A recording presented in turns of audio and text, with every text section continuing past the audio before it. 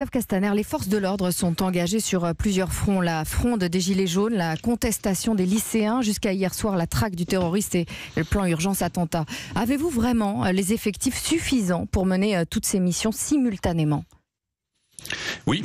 Parce que nos forces de l'ordre ont justement cette capacité à ne jamais baisser les bras. Et ce que j'ai vu ces dernières semaines, c'est cela. Mais franchement, je peux vous dire que je préférais que les forces de l'ordre soient en train de faire leur vrai métier, c'est-à-dire poursuivre les criminels, diminuer le risque terroriste, plutôt que de devoir sécuriser des ronds-points où quelques milliers de personnes, parce que c'est bien ce dont on parle, mobilisent énormément de force. Il y a un acte 5, paraît-il, de mobilisation des Gilets jaunes demain à Paris. Moi, je préférerais un acte de responsabilité pour nos forces de l'ordre, pour nos commerçants, pour notre économie.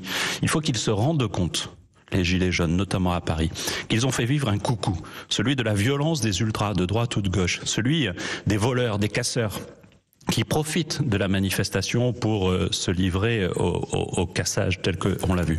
Sans eux, sans les Gilets jaunes, ils ne sont rien, ceux-là. Et donc, je crois qu'aujourd'hui, les Gilets jaunes le savent. Vous appelez à la responsabilité. Est-ce que ça vous choque, Christophe Castaner, que Jean-Luc Mélenchon continue à appeler à l'acte 5 de la révolution citoyenne ?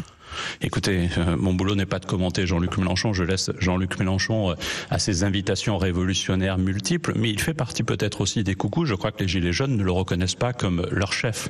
Vous savez, aujourd'hui, que les Gilets jaunes prennent toute leur place dans le grand dialogue auquel le président de la République les a invités. Vous savez, hier soir, j'étais dans les rues de Strasbourg, j'ai vu le peuple de France applaudir nos forces de sécurité. Et demain, on va les caillasser ?